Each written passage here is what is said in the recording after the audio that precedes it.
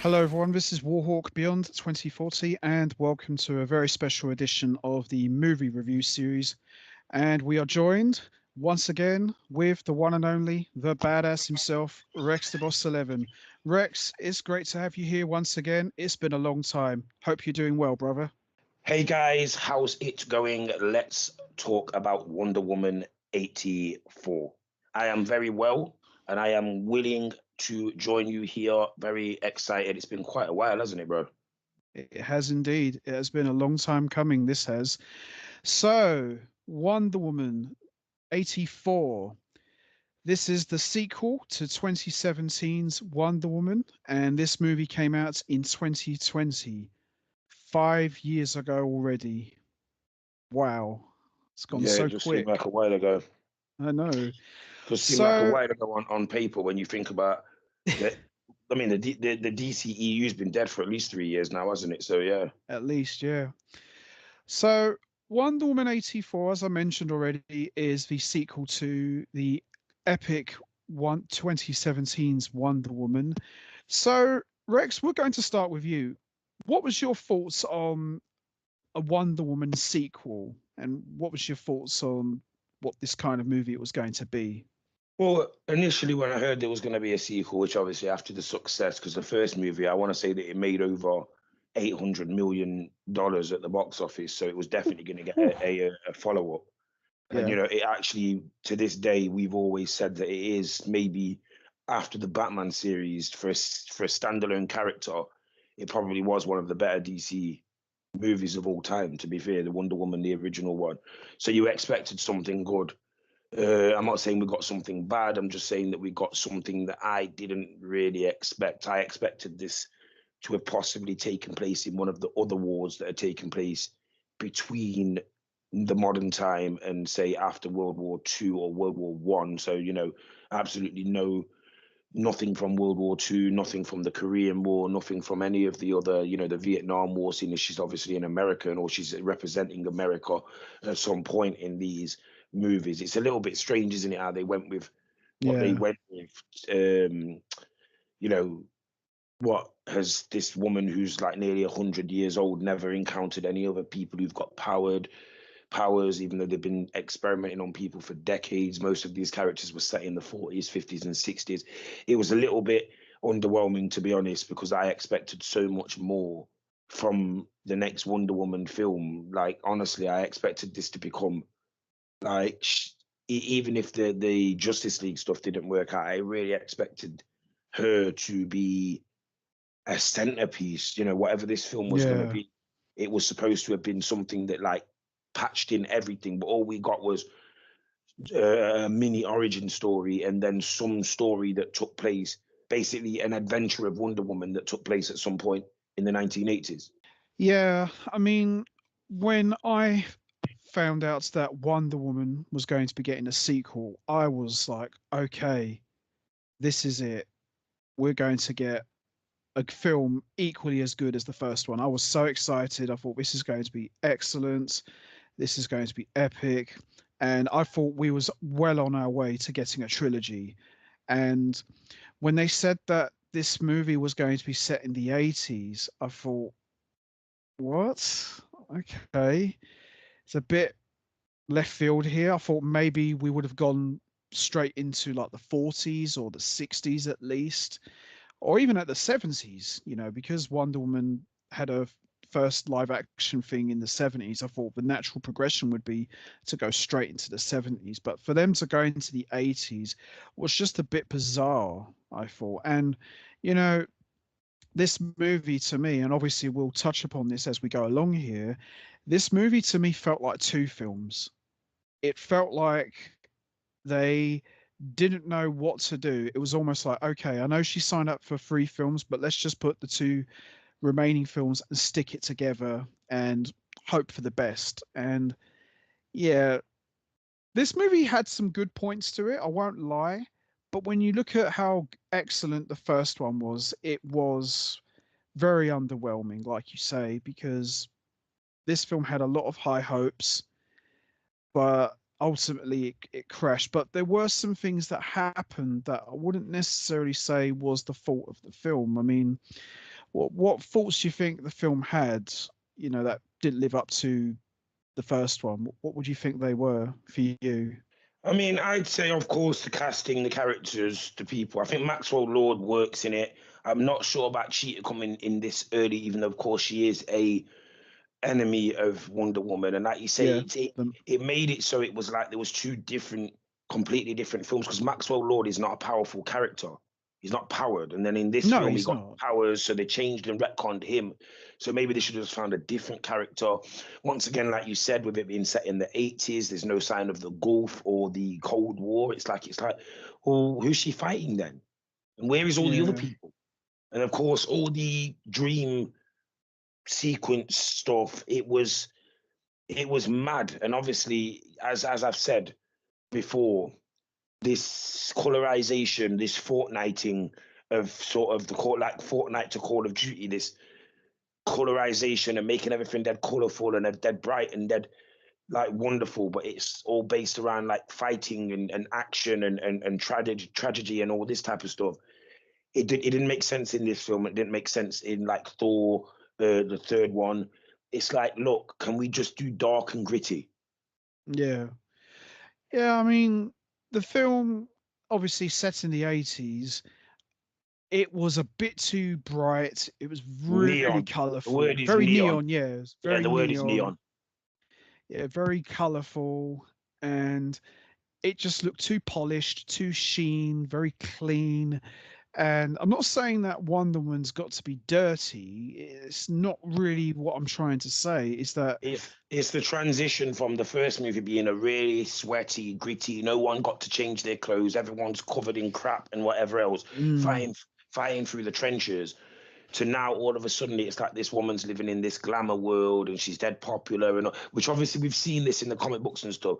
But honestly, bro, this felt like they dug this right out of the when they took her powers away, and all that in the comics when they took yeah, Wonder yeah, Woman's powers away and all that. Yeah, like there's been like I watched another film that's based on the creator of Wonder Woman because he was some kind of like dodgy like swinger yeah. I or something remember we like that. talked Yeah, about this before. yeah. And I'm telling you now, this is right out of where they told him we don't want a powerful. Honestly, if you took away her powers in this film would have made it would have traveled absolutely no different No, because it that's was true. basically we were given a storyline that was given to her when it's like she was a more detective character. Yeah, I mean, this film, unlike the first one, where it was a build up to obviously Diana becoming Wonder Woman, she's a warrior. With this one, it was their take on, obviously it's set in the 80s, but I think what they were trying to do is they were trying to pay homage to the Linda Carter style of Wonder Woman, which I'm totally cool with that. But I think that while the intentions were good and they were there, I just think the execution just came across a bit poorly because, Gal Gadot, we all know Gal Gadot is very attractive. We all like Gal Gadot, but I think with this one, which is where they failed, is they concentrated too much on making Gal Gadot look really pretty, which she doesn't need to. She's great looking anyway. That unfortunately is down to Gal Gadot herself. She was a producer, an executive producer in this film, and Yes. she was given all creative visual rights to herself, as in the way that Wonder Woman was portrayed on screen. Mm. She was the producer of that, meaning that the film and the way that she's set.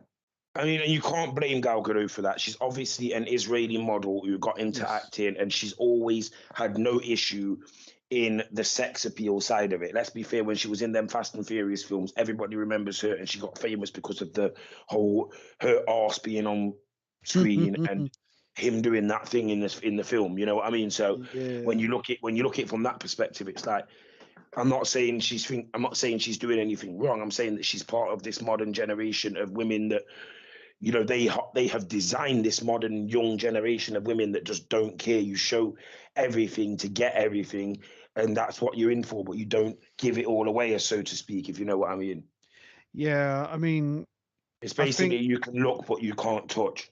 yeah, I think that's what the downfall was of this film is that they concentrated a bit too much on the look rather than getting the character's evolution across. Okay, She became Wonder Woman in the first one. We've seen what happened to, Steve Trevor, which we'll touch upon in a moment. What's Wonder Woman been up to since? Does her story progress next? And we see her, she's got all her hair permed up, and the Wonder Woman costume is a lot more brighter, a lot more colorful. You just think, okay, what happened to that badass warrior from Batman v Superman?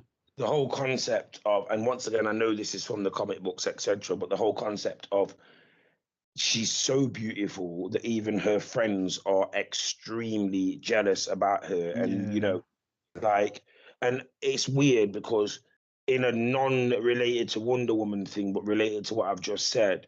Yeah, I think with this film, as you say, that focus too much on her looks and maybe not enough on the story. It's her as well. She probably well. was just thinking, I've got $10 million from this film. Why do I care?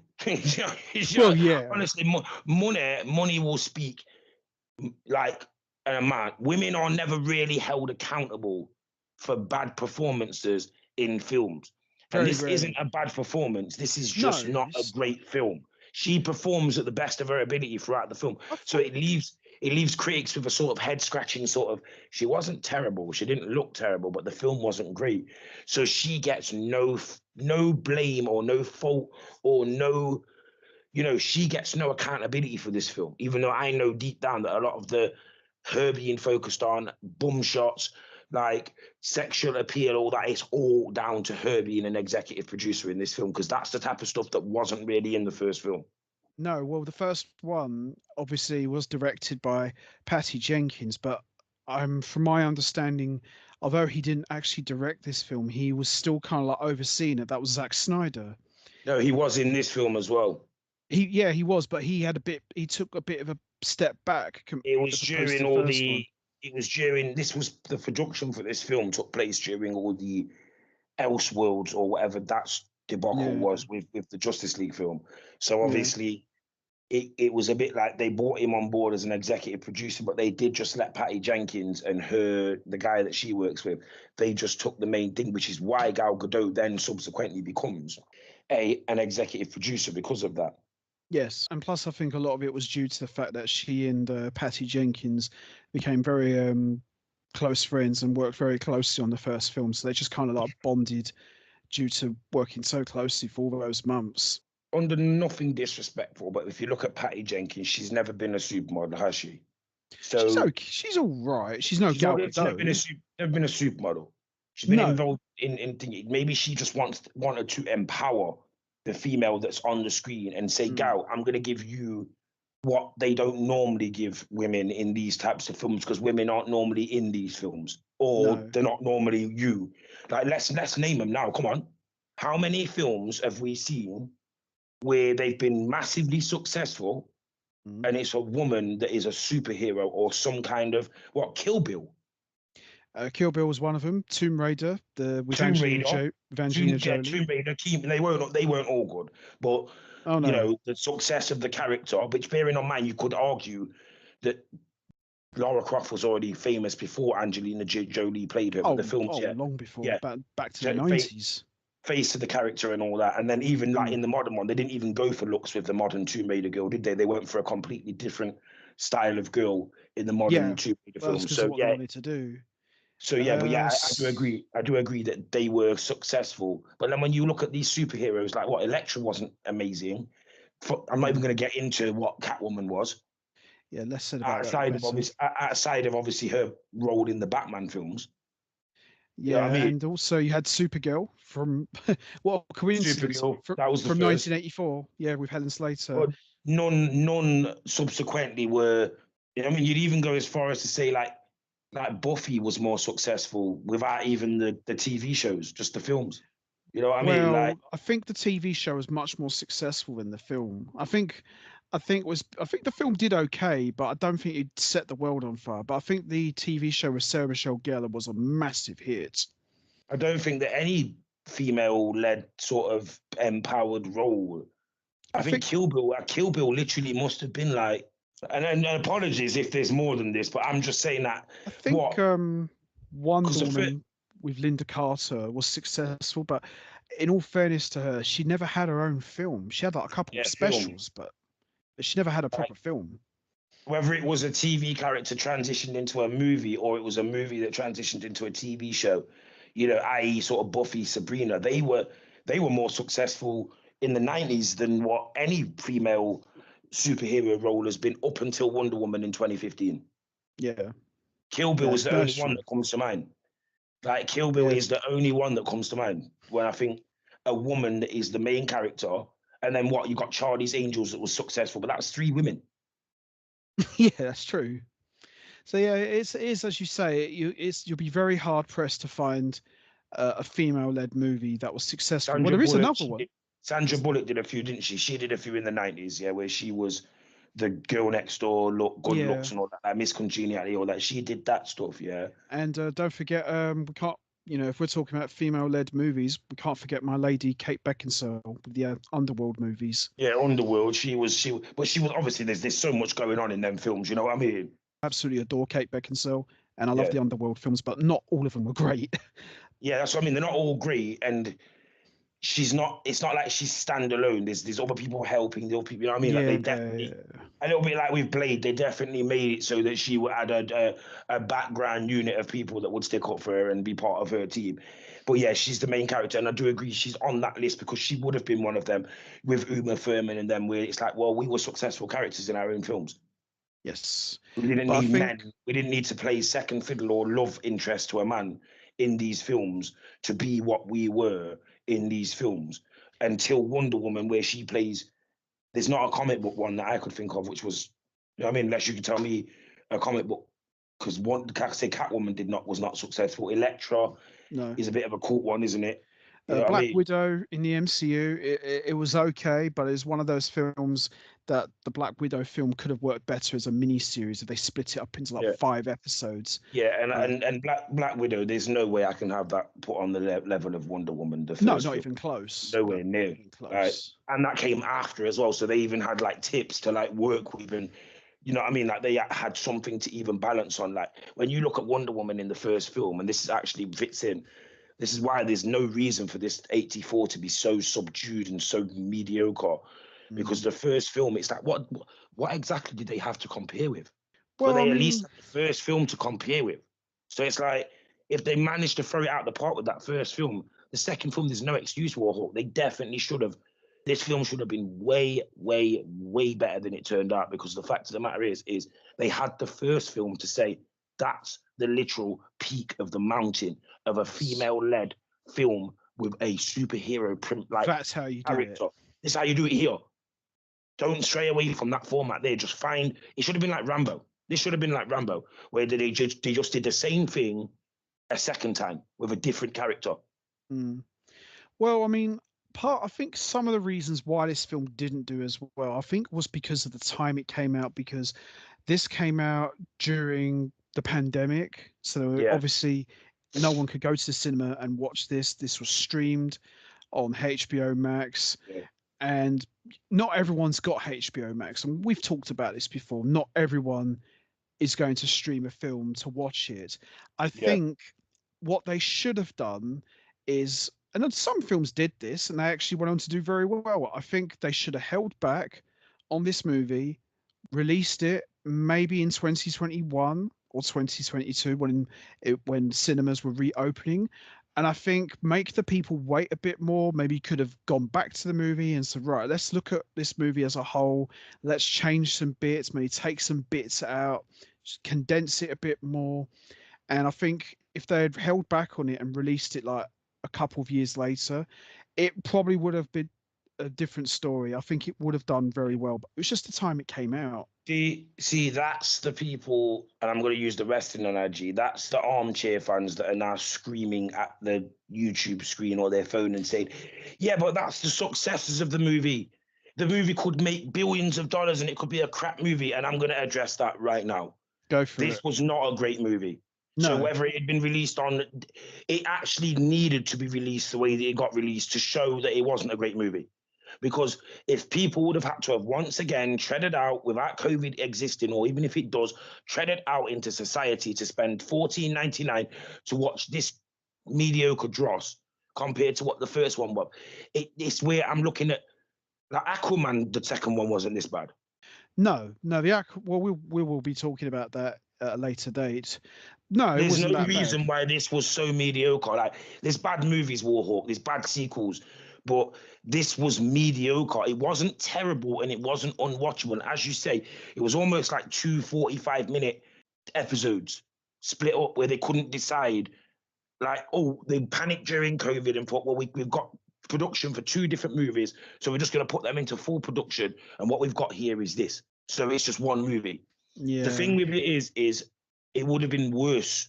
We would have been talking really negative about this film if because the box office would lie.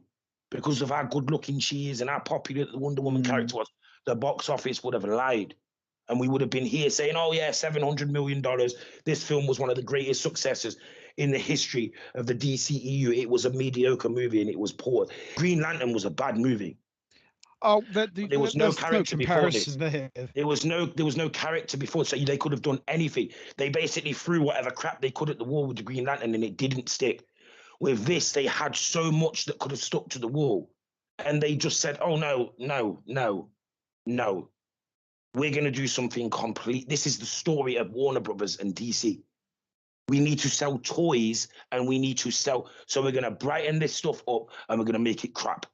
It would have been way worse if this film had made like $600 million at the box office, because this was almost a banker. This is why they made this movie, Warhawk, because this movie was a banker for them to just make £600-700 million off the name of Gal Gadot and Wonder Woman, so they could flush it all into whatever the next project was, as they always do. They use the Batman money to get the Green Lantern stuff going. Look what we discovered when we say, right, where's the money gone here?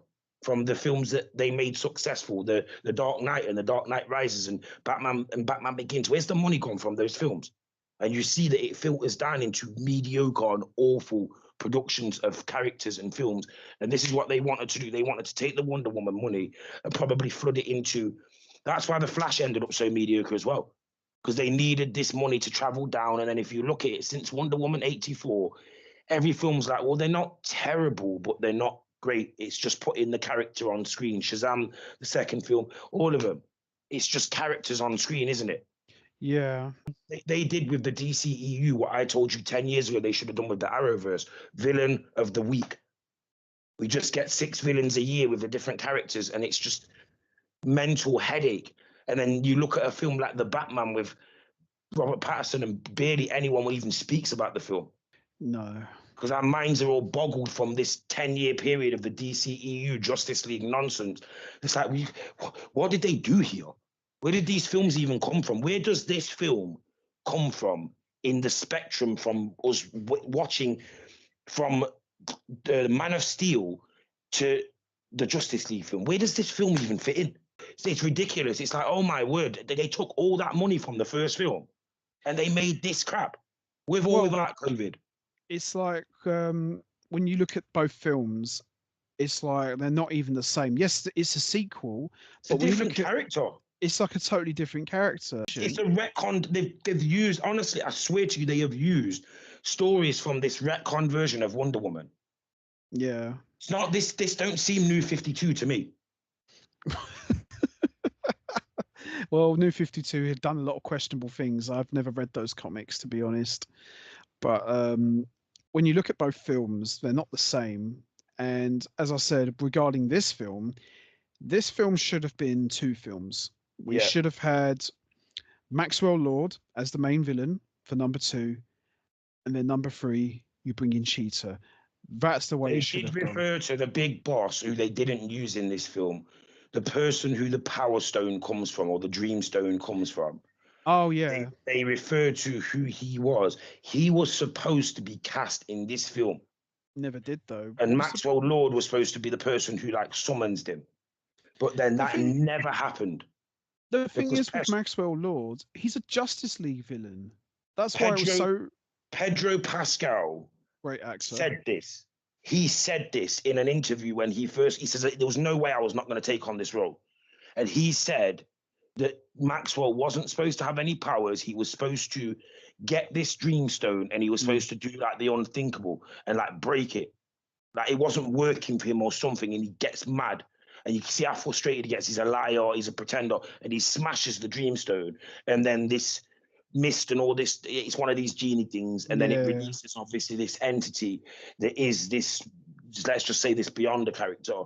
And his power then is something to do with him. And that's where at the end of the film, when she thinks she's defeated him, when she hasn't, he then goes to her best mate who's really jealous of her, obviously all this, who I think at the time she would have figured out who Diana is. And then he transforms her and gives her the ability to be Cheetah, because there is part of one of the Cheetah stories, because it wasn't even supposed to be her, that version of Cheetah is supposed to be a different version of Cheetah, where she gets turned into the Cheetah woman by this entity.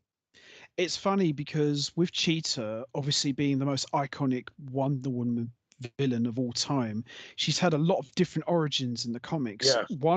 One origin, she was from Themyscira, and there was another origin which they stuck with for quite a long time, where she experimented on herself and she turned herself into like this living cheetah with all furry skin and a tail and all sorts. Is the intro where she's a kid, is that in this film? There's Who, something in this. Diana?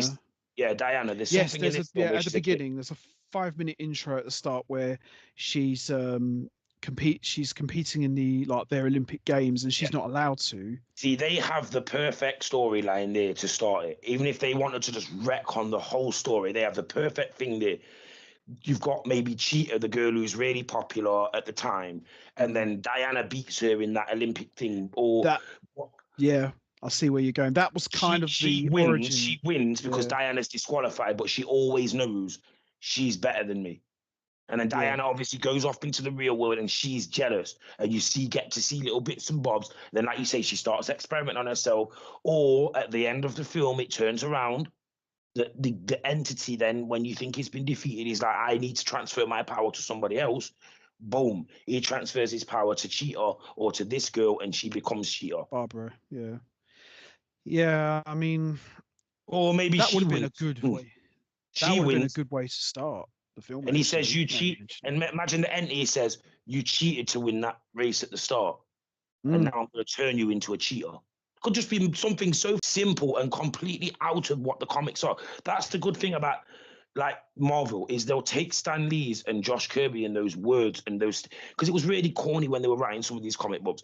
It'll take it, but they don't always take away. It's with the great power comes with great responsibility. They never took that out of it. No, they never Every did. Spider-Man film that we get, you get something that refers to the great power with great, even in the comic, even in the one that I just watched recently, the cartoon, this Friendly Neighborhood Spider-Man, it says, with great power comes great responsibility. Yeah.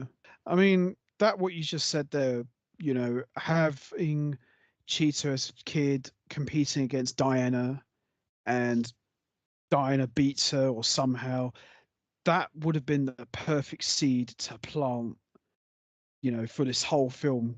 And she trains herself, like you said, experiments on herself, and then she goes to America somehow because she's not allowed to leave the island unless the Queen gives you permission. She sneaks off the island and goes there. That would have been perfect. And the grudge could have been, you embarrassed me. Everyone says you're the better warrior when you know I had you beat. That would have been perfect. You wouldn't have even needed Maxwell Lord for that movie or that story. You could have saved Maxwell Lord for the Justice League, because he is a Justice League villain, really. And if you think there's loads of like stems of why she could become a cheater, as in like somebody cheated her. She wants to win races. Who's the fastest? You know what I mean? Like, there's loads of ways that it's like, I'll never lose a race again.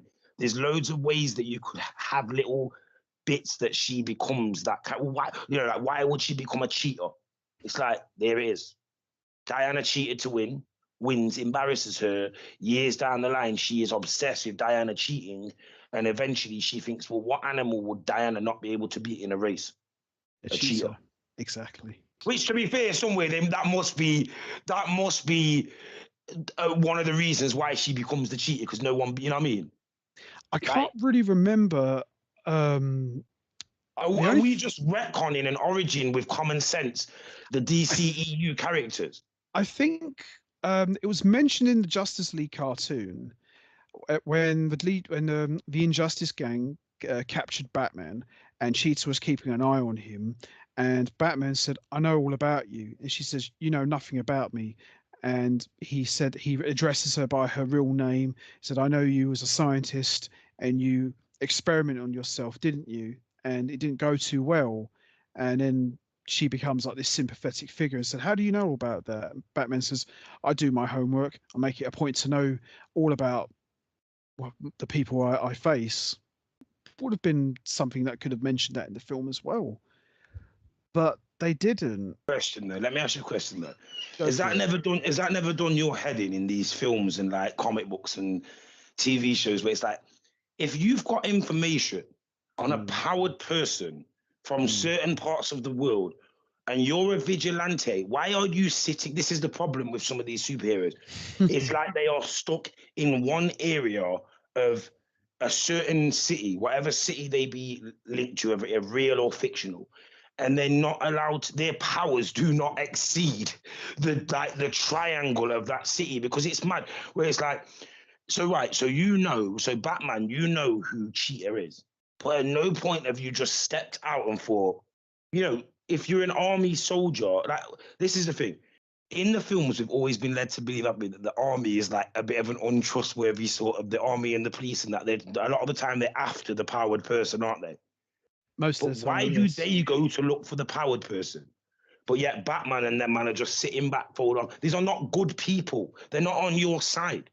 I generally think that these superheroes, this is where the problem is with the humankind. A lot of them have got this idea, haven't they, that it's like, oh, they're a powered person.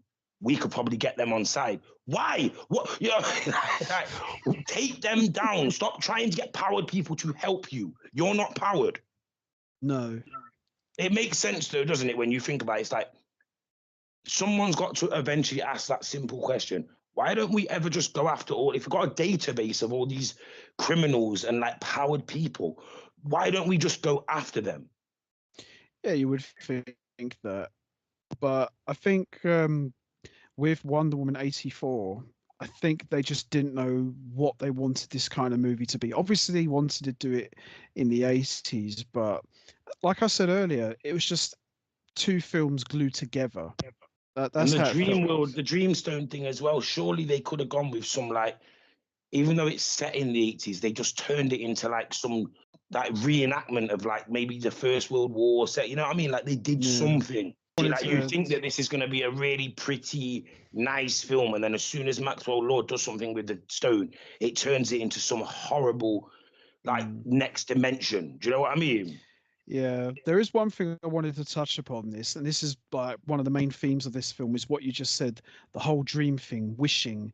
Now, Diana made a wish to have Steve Trevor brought back to life. Now, one of my good friends of me who, he's done stuff with me on the channel in the past, he said to me, how cool would it be if Diana made the wish, but it never came true, but John Jones takes on the form of Steve Trevor to show Diana that you cannot allow your own selfish dreams get in the way of what is most important.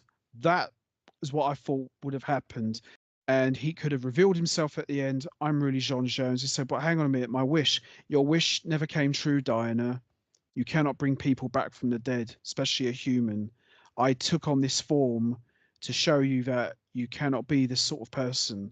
There is a battle coming. This could have led into the Zack Snyder's Justice League film. So there is a great battle coming, and I need you to be focused. You're not focused because you're too focused on your own selfish ambitions about bringing back your lover from the dead. Yeah. That would have I been understand that excellent. she fell in love with him in the first movie, yeah. Yes. But it's weird in the second movie where it's like she's gone from being a woman that isn't taught the love of men. She has to find it out in the most sort of countryside boarding school home educated female who lives on, you know what I mean, lives out Yeah. of the way, got no brothers, no nothing like that, and just the only man she knows is, well, there's no men, Steve. because not even her dad is just a mythological thing, but she's taught lessons. It's all a bit Mm. weird, isn't it? It In the is. second movie, they want us to believe that she, the woman who has got no understanding of men, is able to completely avoid any advances from any other man, no matter how nice looking they are, how nice they are, because she is 100% obsessed by this one man who is dead. And then at the same time, she's so selfish. The same woman that went into the world of men to save men, 80 years later or 60 years later, she's lost all that ability through bitterness. And now she's completely transfixed with one man, and she'll put the whole world in danger just to be around that man. And there's part of this film where you could actually see that she realizes this is not real. Yeah, I think that would have been a good idea if the wish never came true and John Jones appeared in the movie, takes on the form of Steve Trevor, and shows Diana that you're allowed your own selfishness to blind you when there's a bigger battle coming. I Because need you to be she focused. learns it. Yeah, you're right, because she learns it without any sort of guidance and mentorship, which then leaves everybody in the audience with the idea that, given the opportunity, she would sacrifice everything, including the rest of the people that she's supposed to be saving, just because Steve would be. There's a chance that she could be back with Steve. That's not good for a hero. They took those things out of Batman with the women because it always sort of looked like he would sacrifice, even for like Selena. He would make everybody who he was going to save die to save Selena if given the opportunity. You can never give a superhero that option, can you? As in No, you can't. a villain would give the superhero, save your woman or save the people of the crowd, and you know that he would have to save the people of the crowd because that's what his job is. But in this film, it was clearly balanced that the babyface hero would have Mm. chose Steve Trevor over the rest of the world. And that Yeah. unbalances what a superhero film should be anyway, which once again, like you say, this is because this should have been two films. Her mind should have been driven crazy in the first film with just like delusions and the dreamstone. And then in the third film, or the second film, sorry, and then in the third film, she should have then gone on to face Cheetah, where Mm. she's not as powerful, she's not as stable, and then her best friend has turned on her and become this powerful character, and etc. etc. That's what should have happened. And It, then and then you could have had at the end of it, John Jones appears and says, "It's time, Diana. The battle is coming. I need you to be ready." And that could have led to the Zack Snyder Justice League movie. well, that's the thing. They obviously retconned all Justice League sort of things, which once again, it makes no sense that Cheetah and Maxwell Lord are both characters that are heavily influenced in the Justice League, like sort of storyline and things like that, in and around all of the characters. They're not just with one or two characters, they're all known to all characters. But somehow we got this film, which once again, like you say, is just condensed two storylines that are just condensed into one. Yeah, and I think that was the problem also with this movie. I mean, you've got two villains, Maxwell Lord and Cheetah. Cheetah is a big villain in the Wonder Woman Rogues Gallery. What you could have had, Cheetah is the main villain for the third film. The second film, you have Maxwell Lord, but he's not the main villain. He's on the side. I think you could have brought that giant lady, Gigantia, I think her name is. She's like this, like she's like the size of a block of flats. They could have used her in one of these movies. Just one of any of those villains would have been fine. But I just think they suffered from the Spider-Man syndrome. Too many villains, overcrowded, and it just ends up as a train wreck. And I think that was the downfall of this movie. But there were some good points to this movie. I can't sit there and just completely bury this film. There were some good points. We got to see Wonder Woman fly for the first time. I want to hear your thoughts about it. So how did you feel about Wonder Woman getting the ability to fly in this movie? I mean, honestly, if I say I don't see why she couldn't fly in the first movie, it was more like jumping, wasn't it? But Originally, yeah, it was just more like jumping. I've got to say, like, yes, because it's true to the character in a certain extent. But then, of course, I would have loved to have seen the plane. Oh, the invisible jet. You know what I mean? Like if it's 84, come on.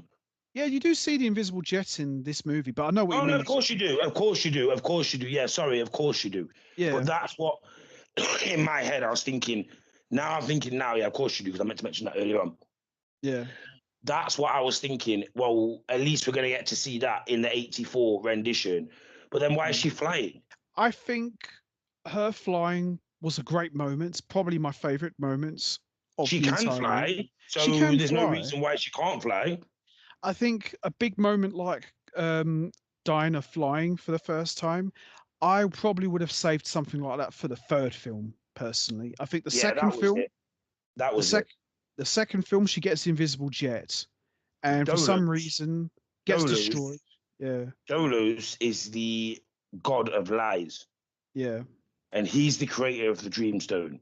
But they didn't want to use another mythological god. Bad mistake, bad choice, bad outcome for that, because they should have used him in this film. He should have been the person who either Maxwell Lord accidentally or, summoned or let out of some kind of, you know what I mean? Or in the stone, Maxwell managed to do some kind of thing where he could see into the, something. yeah. And then he should have filled Wonder Woman's head with lies. And like you say, not even John Jones. He should have just played with her mind and made it so that Steve Trevor was in front of her. And then maybe it turned out to be another villain that was just pretending, or it could be Maxwell Lord. But we're seeing Maxwell Lord, but she's seeing Steve Trevor. Do you know what I mean?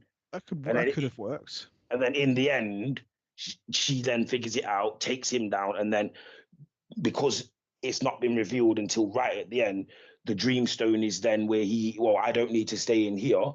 And then, Cheetah picks up the Dreamstone, and then boom, you know what I mean? She becomes what she becomes. And then in the third film, you've got her charged up, powerful, ready to go, I really think jealous, really thingy. I think what you could have done also with Cheetah is you could have seen her experimenting with the cheetahs, like gaining their speed and all that, but you don't see her in her true form. So Yeah. It's right there, isn't it? Because isn't there some love interest between Maxwell and the Cheetah character in this? yeah, kind of. I wouldn't say it's love interest. It's just a case of Maxwell Lord just wanted to clap her cheeks, and she was only too happy to oblige. So imagine then there is a love interest there, then, yeah? Yeah, And what I just said before, where the Dolos makes it so that Diana thinks that Maxwell is Steve, yeah, and Cheetah doesn't see that. She sees that Diana has stolen Maxwell from her. Bingo. There, you've got a storyline. They wanted to do all this romance stuff. They wanted to do all this bits and bobs and all that. It's mad that we're sitting here, but yeah, let's actually drift on to the good parts of this film, because there are some good parts of there this are film. some good I wanted parts. to I say, mean, to have two women going at it like that in a film, I never sat there and thought, like sometimes I still do this with wrestling when the women are fighting. I still think, oh, they're not all the way there into but no, they made this believable. They made this, it wasn't just two women while all the other men are fighting in Civil War or Justice League or whatever the films are, whatever film. It mm, was two main characters, good and bad, fighting against each other on screen yeah, in this film, where you could see there was times when Diana actually looked outmatched by Cheetah at times. Cheetah was just not able to fully lock into her powers because it was all new to her, obviously. of course. I think the fight with those two was excellent. I loved how the film brought the gold armor into the movie, because the Yes. gold armor was a huge part of the Justice League Kingdom Come story arc. So to see that brought to life in live action, I was really happy with that, because that's something I've wanted to see in a DC movie for what seems like forever. So seeing Dinah in the full gold metallic Yeah, and she armor, needed a power up, didn't she? Let's be fair. She was, she once looked again, phenomenal. because of how quickly they managed to patch in these two separate movies.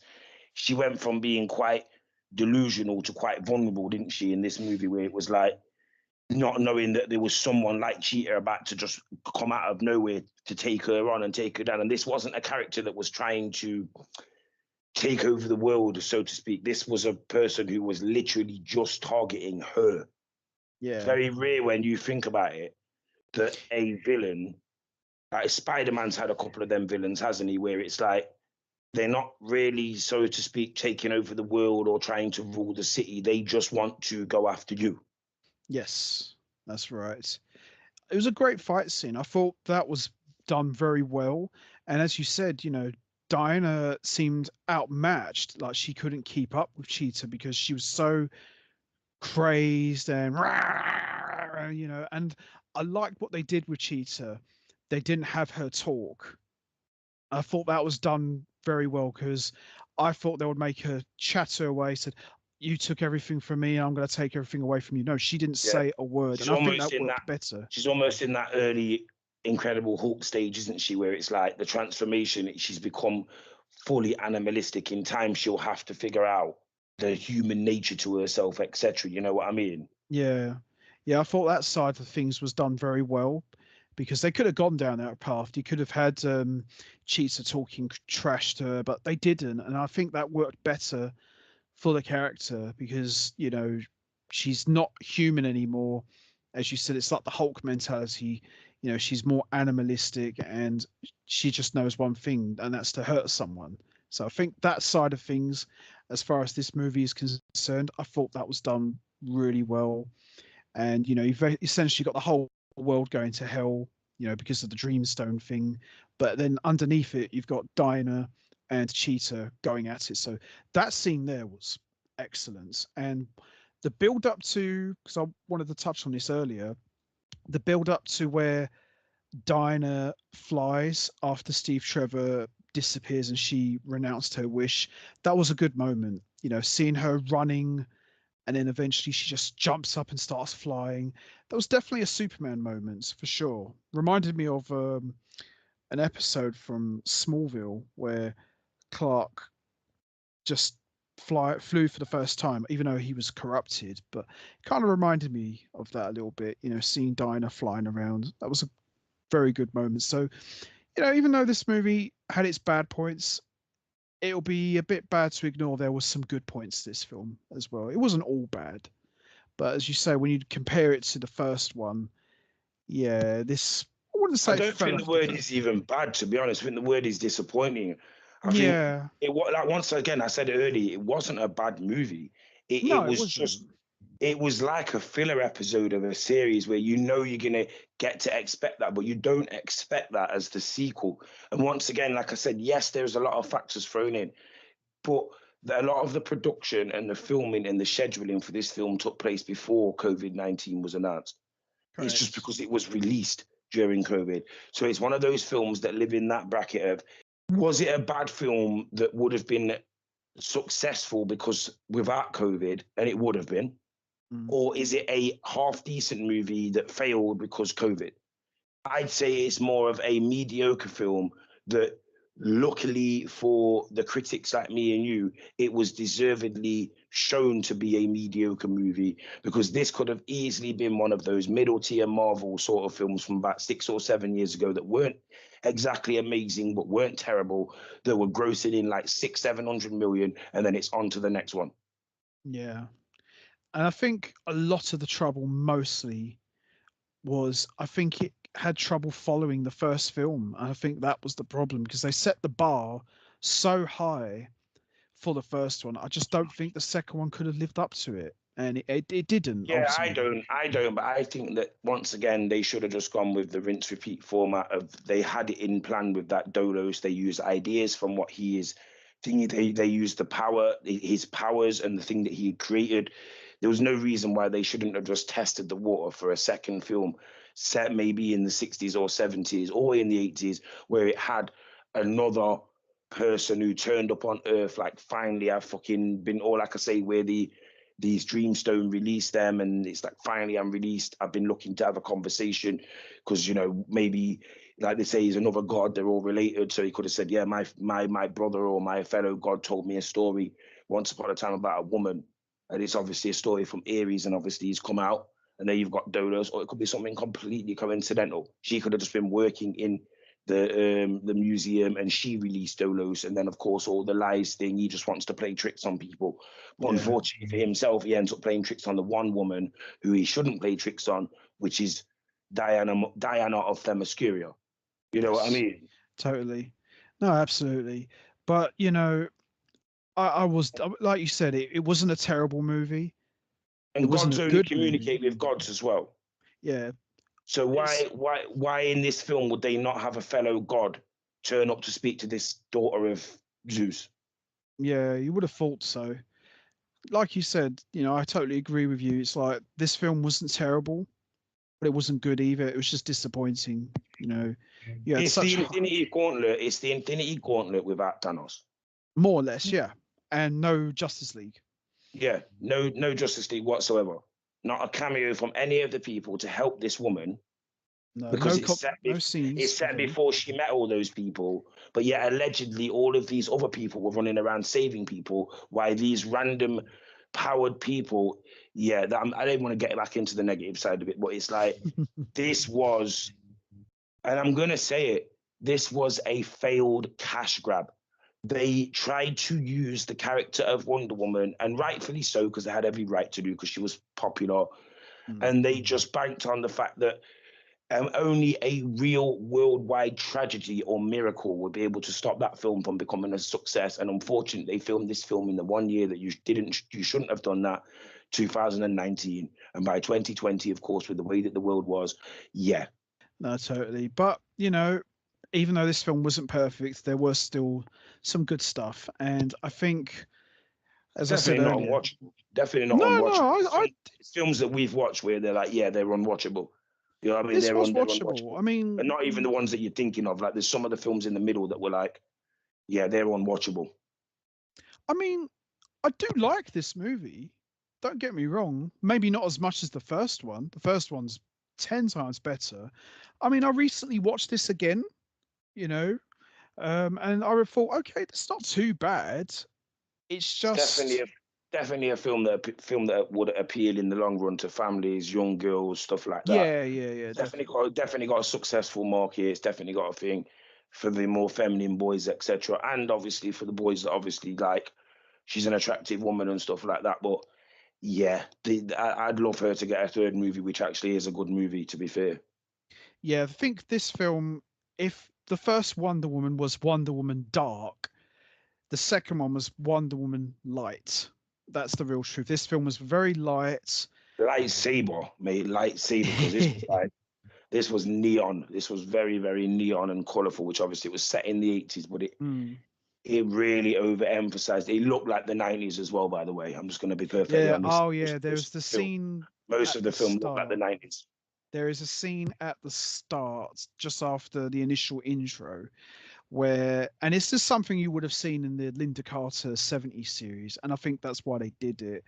There was a scene where Wonder Woman beats up what's it like, some robbers robbing a jewelry store in the shopping mall, and she's like holding the guys by her Yeah. leg, by his legs upside down. I thought this is actually something I would have seen in the 70s TV series, which was fine. It was nothing wrong with it, but it was just a bit of a comical scene, seeing Wonder Woman holding up a bad guy upside down by his foot in a shopping mall, and the little girl's like, "Ooh," and she's like, "Shh, I'm your little secret," you know. No, but that's what I mean. We had this conversation before in one of the other reviews, and Mm, I said, it's like the fact that in that film there, they thought that we were stupid enough as the people watching at home to not work out why would she be so out in the open saving people in the 1980s, yes. where it's the same as Captain Marvel. Where Where have you have you been? been? This is 5 years before, and like I said, I'm gonna rant because I need to say this. In Go their for it. world, DC and Warner Brothers, this is set 5 years before Batman. He's already Batman. Yes. So, but he's already must be Batman at this stage.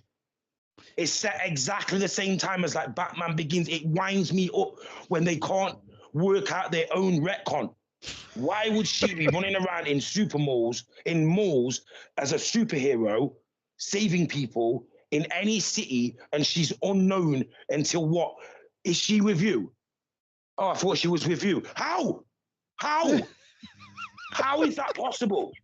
They're the two most powerful men on this earth, powered and non-powered, do Yes. not know who this woman is.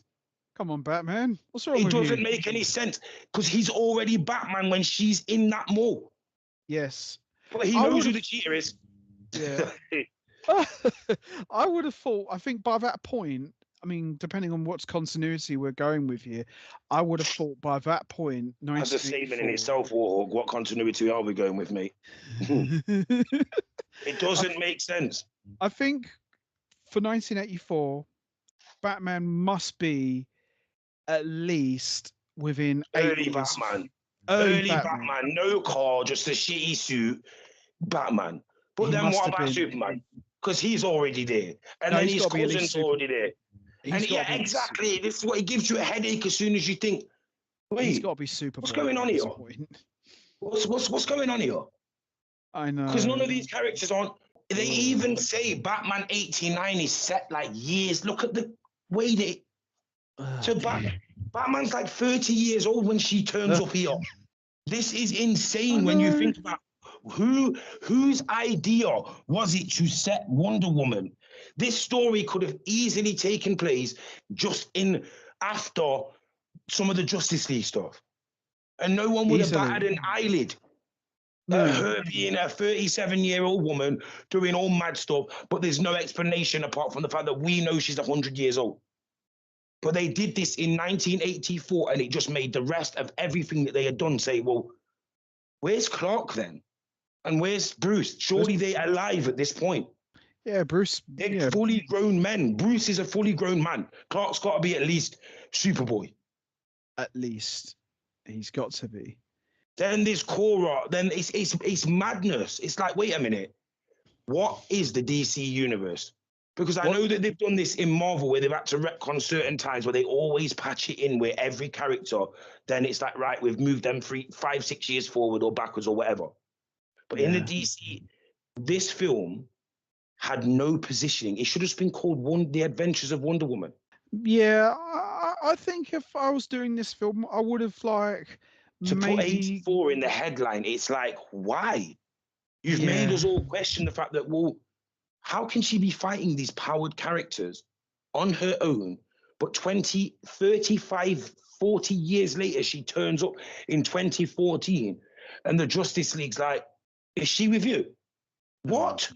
You've only got to play those 2 scenes back to back. And then you have to ask the question of, well, how does this detective, the world's greatest detective, and the most powerful man on this planet, they don't know who this woman is?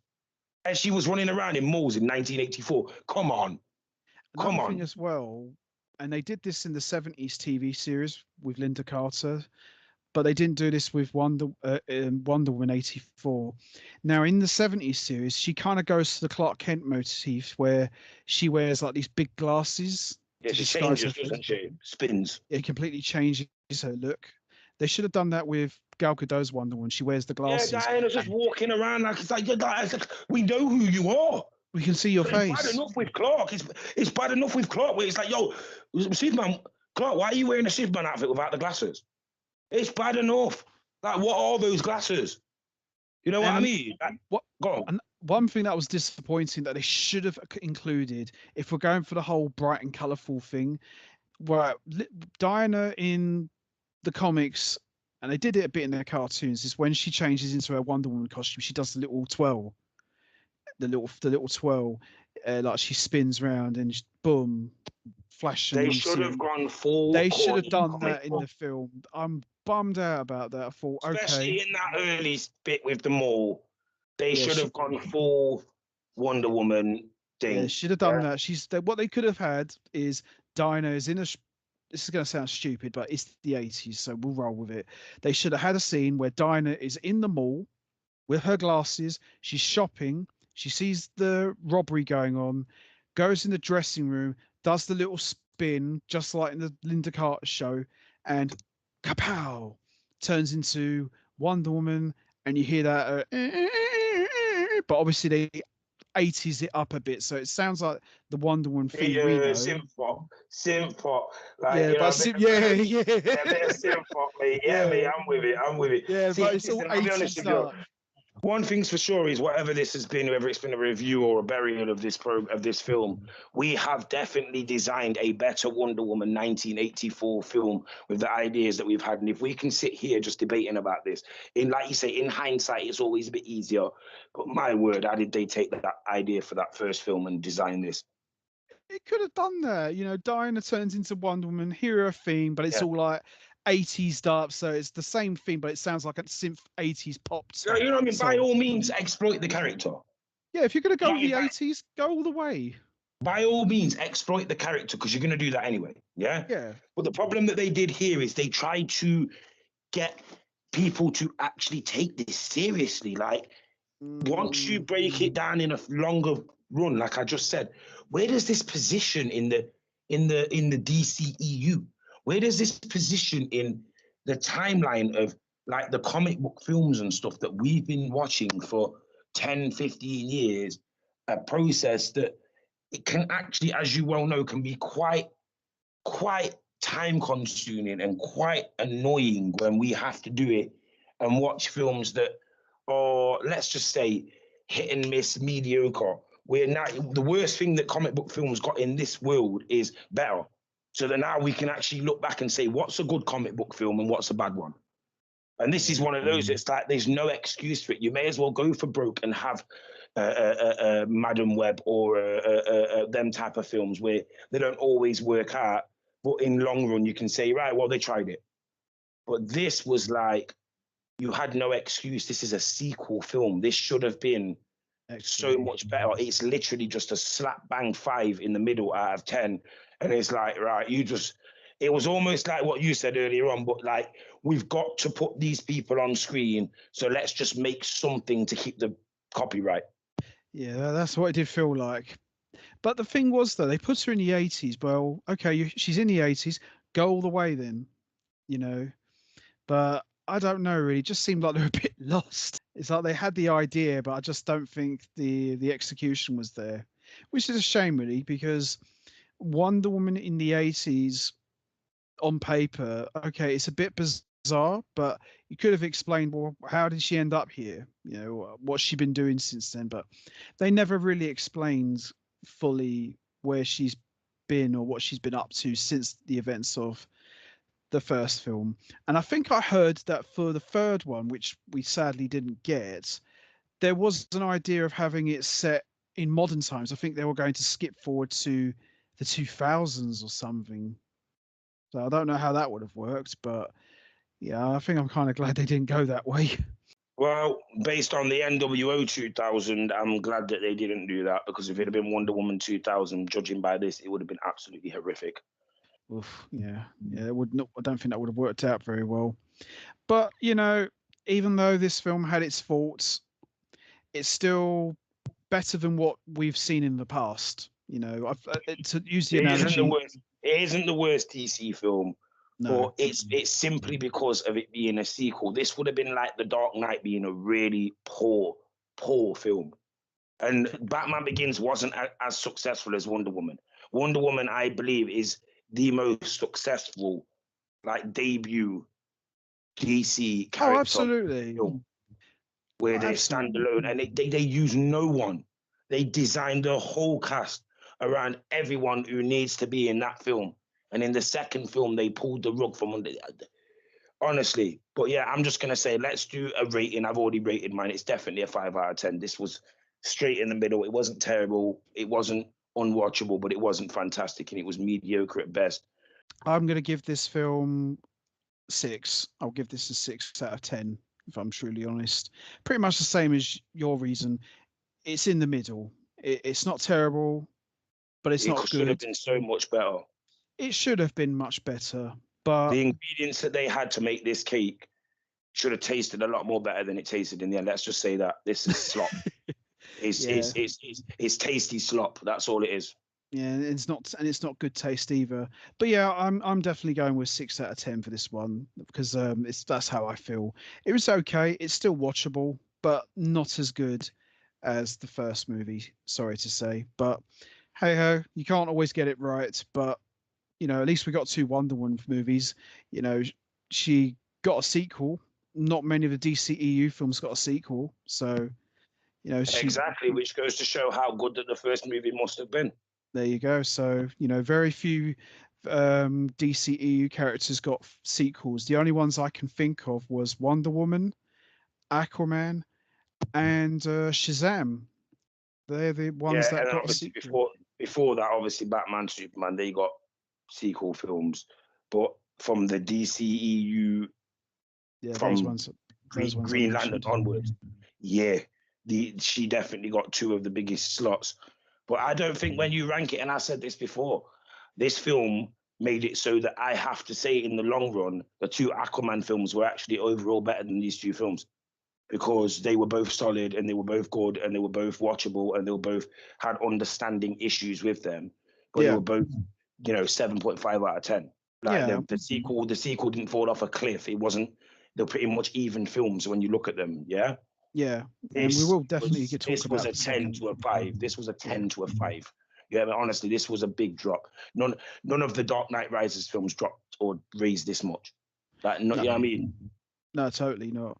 But we will definitely touch upon the Aquaman sequel for sure. But yep, that's our ratings. Rex's is 5 out of 10, and mine is 6 out of 10. It's a shame, but we're just being honest. So anyway, that's going to be it from us. We are going to wrap this up now. What did you guys think of Wonder Woman 84? Did you enjoy it? Do you agree with me and Rex's ratings? Or did you rate this film even higher? Do you think this film could have been two films? And also, would you have done it in a different way? Or do you think it was fine for what it was? You know what to do, guys. Hit the like button, hit the subscribe button, leave your thoughts and comments down below.